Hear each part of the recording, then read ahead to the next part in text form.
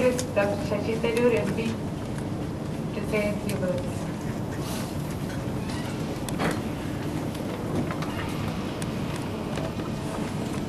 Good morning, everybody, and thank you, Sreedevi, for those very useful opening remarks. And I join you in welcoming my good friend and respected senior colleague, Mr. P.K. Venugopal, who is doing such yeoman service to the city as the head of the TRIDA.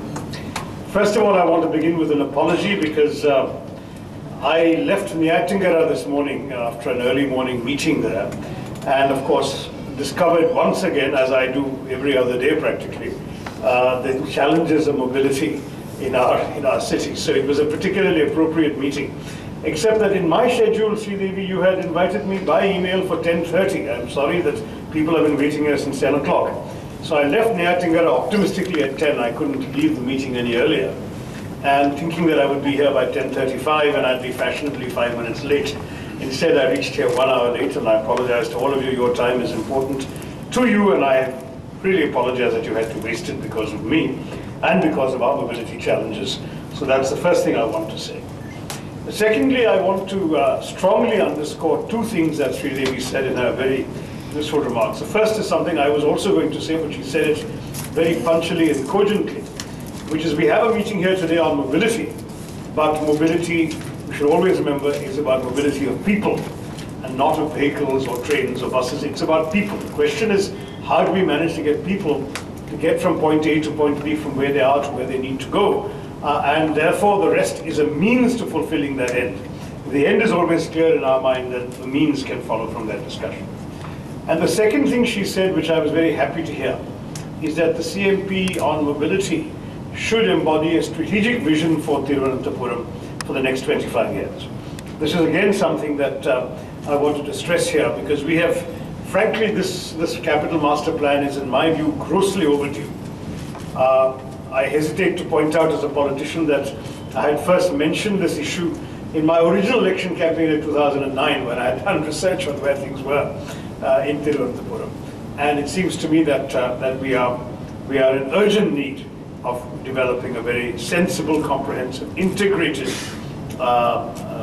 vision of where to go, which will, it seems to me, incorporate analysis, solutions, and the necessary institutional recommendations so that we can have an effective mobility management system in Thiruvananthapuram. Now, there's no question, I don't need to repeat it, that we are undergoing rapid and systematic changes in Thiruvananthapuram's socio-economic profile. We are seeing a non-linear growth in employment, particularly because of Technopark in the Karakotam area and beyond Karakotam. And if you look at the growth in the last 10 years, then it is equally clear that growth in the next 10 years cannot simply be extrapolated from historical data. One of the big mistakes that we have tended to make in urban planning in India, and Thiruvananthapuram is no exception, is that we take historical or average growth rates, for example, a growth rate of traffic, growth rate of population, and so on, and from that we extrapolate all our figures. That is deeply unscientific, because we have not been growing in that way. Until Technopark was built, we had no expectation that Karakotam would change from a backwater into an overpopulated part of Thiruvananthapuram, but it's happening. By 2016, the estimate is there will be 100,000, 1 lakh people working in the various phases of Technopark. And the number will continue to go up, but I mean, that you cannot extrapolate that from, let's say, the historical average of Karakotam population or decadal growth. Similarly, traffic data, it seems to me, must be derived bottom up, because commuter traffic will grow faster than population growth. Population growth may be even under 2.5–3%, but traffic growth could be 20%. And we are not prepared to look at the differences professionally. We will be the victims as a city. So look at the professional development, the commercial development that's likely to come in the short term, in the medium term, as well as the socio-economic data that point to the longer term. If you look at the 100,000 people who are likely to be working at Technopark in 2016, one has to carry out what the experts call a modal split analysis, using comparable contexts inside India elsewhere, and maybe even abroad, to arrive at the traffic potential for mass rapid transit to Karakotam. I mean, I have I'm sorry to pick on the DRM because he's the only person here who's a good friend of mine personally, so I want to catch him. But here's a classic example, because I want to include rail in our vision of mobility. Without rail, we would not be able to move people around, and rail is particularly important with the advent of the memu train concept. Welcome. With the advent of the memu train concept, rail has become particularly important because that becomes like a commuter system. And already some of the other trains, the normally scheduled passenger trains, have taken on the dimension of sort of local trains because we have all asked for so many different stops to cater to the need of people. But one example is that Karakotam is a hilarious example because I managed to persuade out on the basis of a great deal of lobbying over a matter of years, after 3 years of rejections, the authorities in Delhi, with the support of the DRMs here, to put 4 stops in Karakotam. And now I have a letter.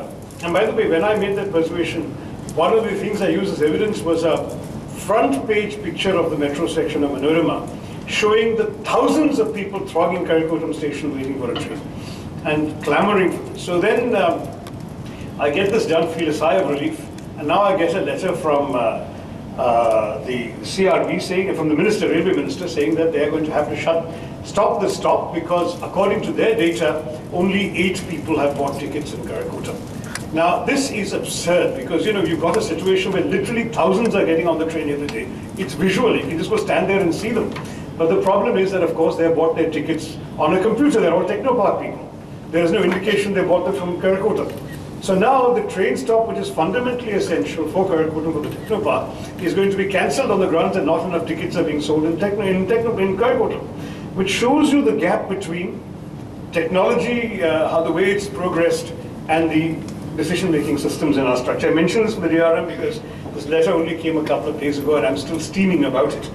But it's an example of the kind of challenges we face. We have to make sure we have a comprehensive understanding of how many people are going from where to where before we make any fundamental decisions on mobility. Now, one suggestion, this is not the right forum for a suggestion, but I'm floating it anyway, is that we need, as many Western cities have, a comprehensive integrated metropolitan transport authority. Because in most of these foreign cities, the reason for a metropolitan transport authority is to integrate the planning, the financing, the development, the operation, the maintenance of all modes of public transportation under one comprehensive hub. Otherwise what happens is we always in India do things in silos. Everybody has their own departments, lines of authority, reporting lines, budgets, and of course turf. And they don't let anybody else encroach on theirs, and the result is that coordination becomes an absolute nightmare and things never get done properly. But that's perhaps a more ambitious suggestion now because it will require a new leap of the imagination by the authorities to give us that. But I want to say that ideally, for what I'm about to say, that should have been the way forward.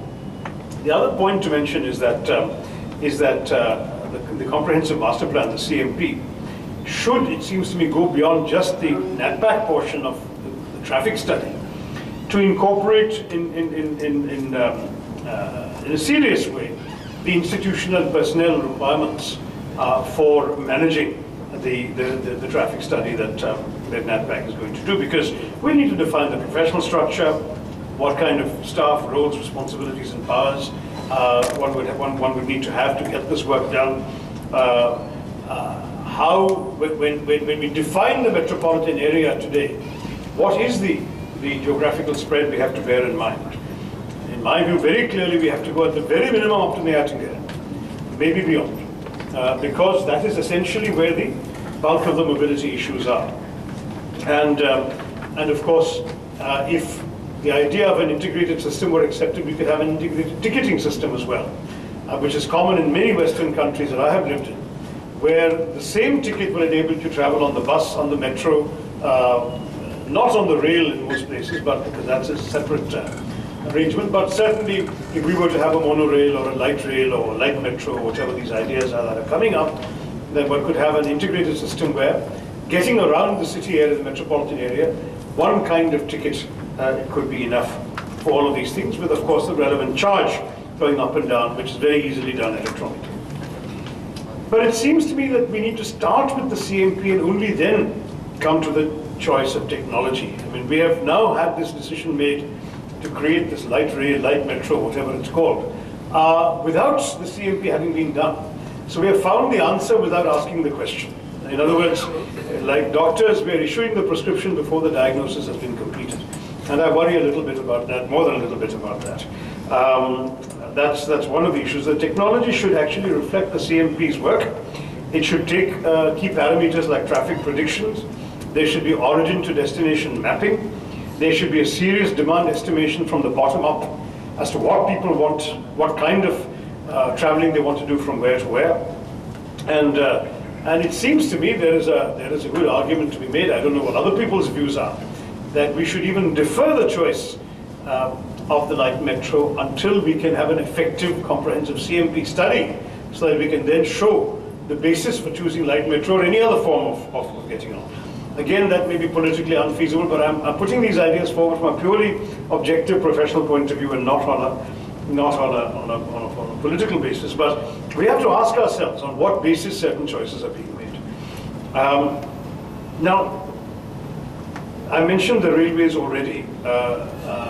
The one gentleman came and caught me at the elevator saying, I've not been invited to the meeting and I should be part of it.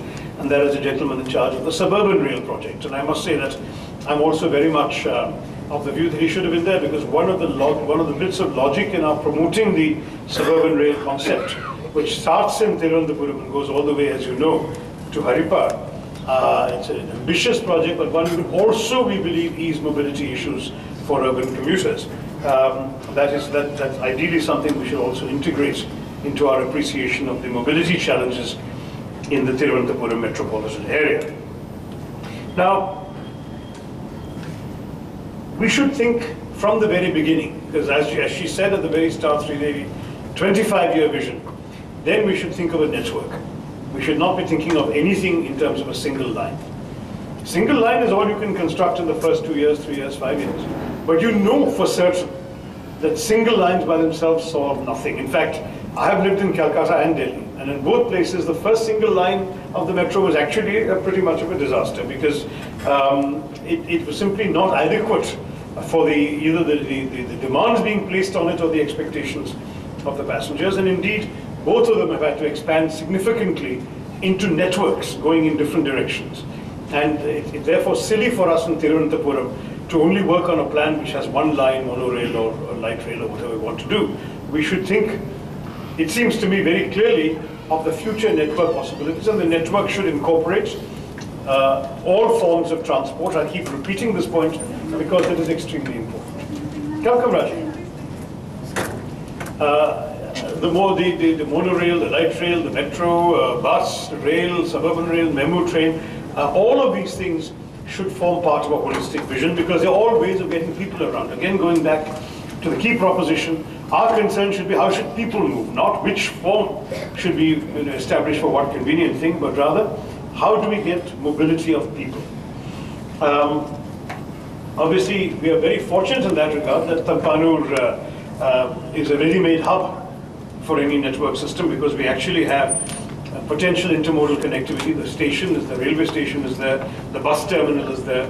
It's a very logical place from which people can transfer from one mode of transport to the other. Then the national highways, as I mentioned, my experience coming to and from the Attingara this morning, the development of the bypass, which of course I must say is probably my proudest achievement in my first term as MP. The National Highway bypass had been stuck for 40 years since the stones were laid in 1974.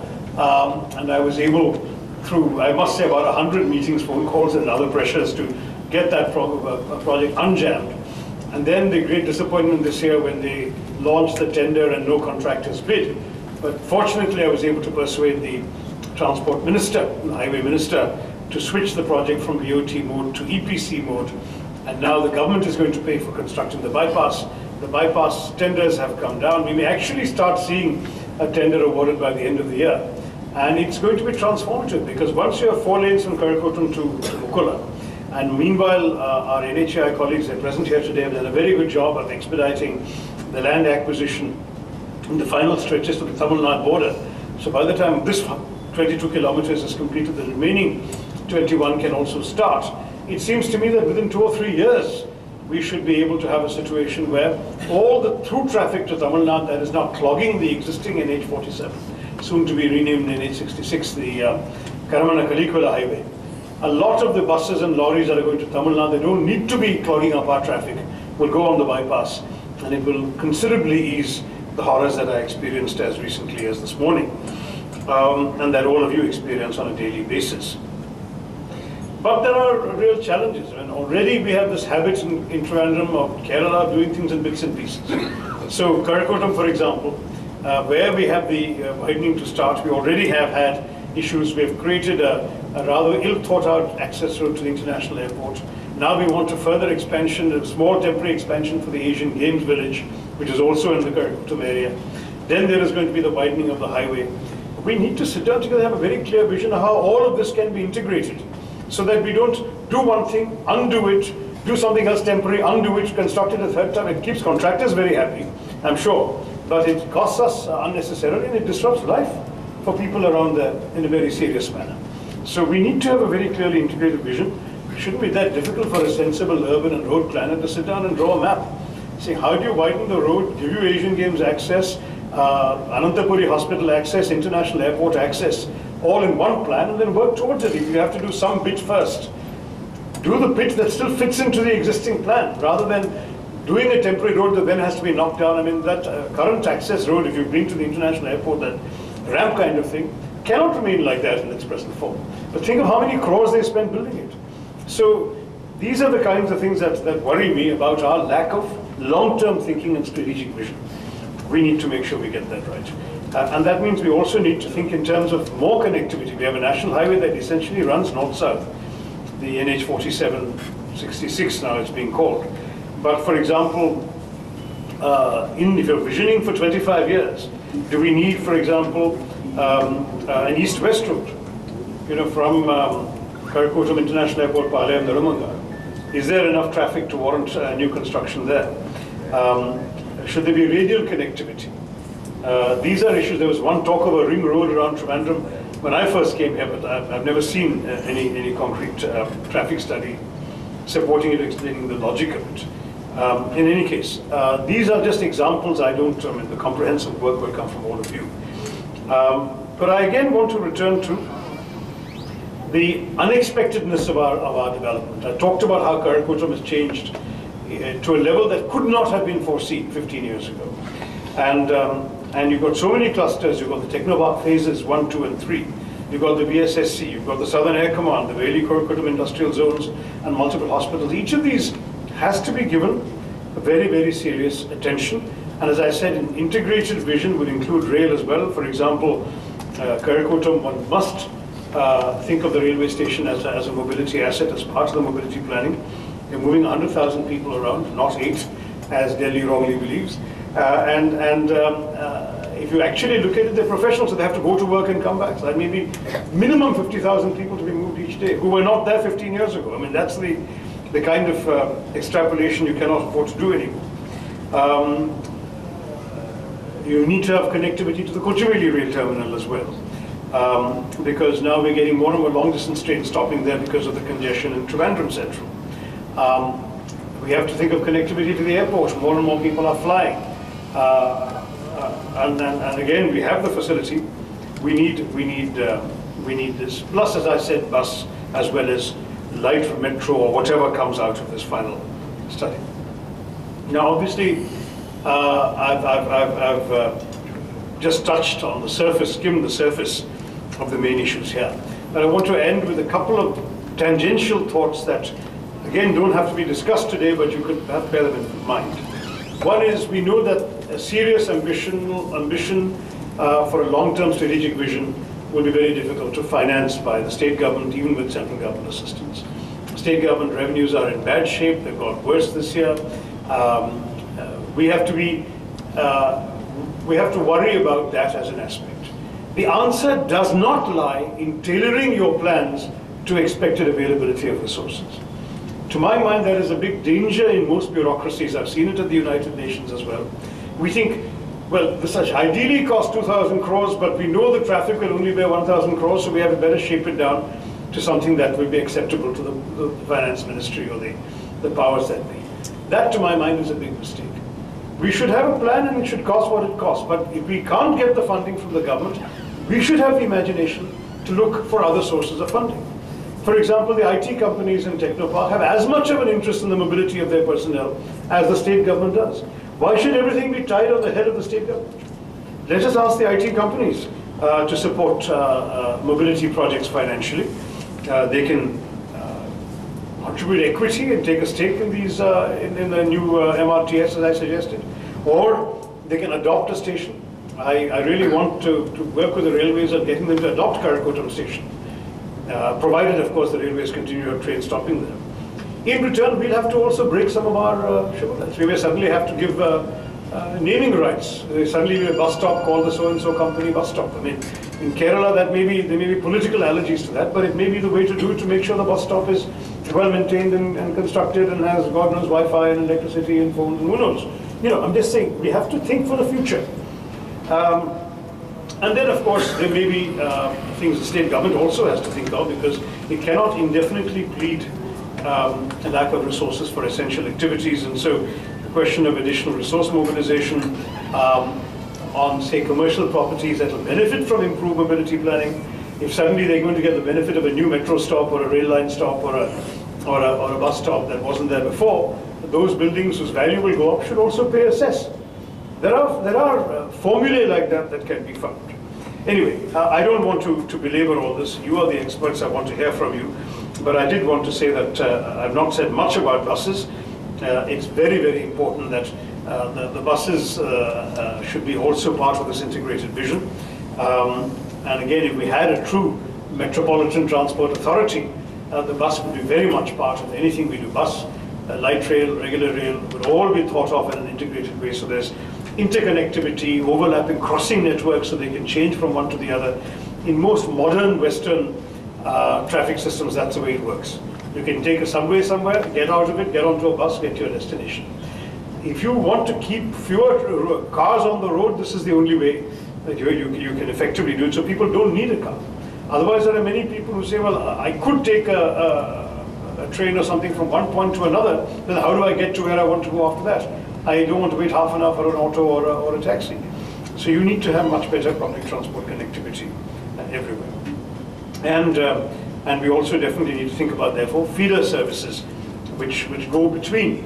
So buses feeding into other buses on different routes, buses feeding into trains, trains feeding into buses. There's a long series of complaints at Kochubeli. The trains disgorge people and there is no transport available when they come out of the station. And we need to also have that kind of connected thinking, network thinking. And then, of course, coming back to your work, Sreedevi, the great importance of real-time, periodically updated commuter movement data. Maybe KSRTC should even change its existing bus routes, because the bus routes were established a long time before the current changes in the population density of the city. Maybe they should, you'll have figures to show them that the buses are stopping in the wrong place or the wrong time or going to the wrong areas. That may be something we should do. One more thought I mentioned as a footnote is parking. There is no point having these wonderfully widened roads that Mr. P.K. Venugopal and Chida have done. TCRIP has been an absolute success story. But if cars are now parking on both sides of the widened road, so who's getting the benefit? The road is still the road, but there are cars on both sides. So we need to think about parking arrangements, parking meters. We need to actually get the city to hire some contractors to tow vehicles that are parked where they shouldn't be parked. We really have to be a little tough, and there should be clear bans which exist in every modern city about parking at intersections, parking near bus stands, parking in certain kinds of narrow streets, etc. But we have apparently, as far as I understand it, no such restrictions. Or if there are restrictions, nobody knows them, there's no signposting, nothing. So the result is that people park wherever they like. And the days when Trivandrum was a small town and you could park anywhere and didn't bother anybody are gone. Now when you park, it causes inconvenience to other people. The city has a responsibility to do something about it. And very easy, for example, that in all new constructions we can make it mandatory that you cannot build a building in Trivandrum now without creating car parking space. compulsory. Whether it's basement parking or underground parking or overground parking is not our problem. But you're not going to be allowed to add 60 more cars to a street unless those cars have a place to park in the building you're building, that kind of thing. And then, of course, we need to seriously look at multi-story car parking. Again, we have to get the commercial sector involved, do it on a PPP basis, but the railway station needs it, and it's part of the plan, Sunil, I think, for the railway station development. The vision includes multi-story car parking at the railway station. But we can also have it at the Secretariat, at the big markets, Palaya Market, Shala Market, so on, Legislature Complex, Technopark, obviously, East Fort, etc. Without that, our streets are going to be unnavigable. Sorry. And then finally, also let's spare a thought for pedestrians. We're all thinking of modes of transport, but the most popular mode of transport remains for human beings their own 2 feet. So let us think of whatever we devise, let us also think there are people who are going to get out of those modes of transport and walk, or who may be going short distance and need to walk. There has to be ways for them to cross streets. Either if we can't create over the ground crossings, then we may have to have pedestrian subway crossings at all the key junctions. I can't tell you how many cases of requests I get for some arrangement whereby people should be able to cross in peace. There are a number of junctions: Statue Junction, Ayurveda College Junction, Pattam, Kesavadasapuram, Tampanu, Kaikodan Junction and Technopark Junction, Medical College Junctions, all of which where pedestrians have an absolute nightmare, and now drivers have a nightmare because pedestrians have to take risks weaving themselves through the traffic. So we definitely need to do all of that. And depending on your traffic study, maybe we can persuade KSRTC on some routes to have double-decker buses and not just single, so that more people can go on those routes. Maybe we should explore in greater detail the use of our waterways. I know most of the waterways are clogged and choked, and there are sewage dumps at the moment, but part of our vision has to be to also open up waterways and create water taxi services to complement. Again, 50 years ago, people could come up and down the canals by boats. Now today, no one is able to do that. Is it not time we integrated water into our thinking for the future? So, a lot to talk about. I'm sorry that I took so much longer than I intended to, but as I got talking, more and more ideas came into my head. That's the big danger of a meeting like this. But I thank you very much for convening the meeting, for inviting me. I'm very grateful to everyone, such key stakeholders, for their attendance, and I look forward to a focused discussion for the rest of the morning. Thank you very much.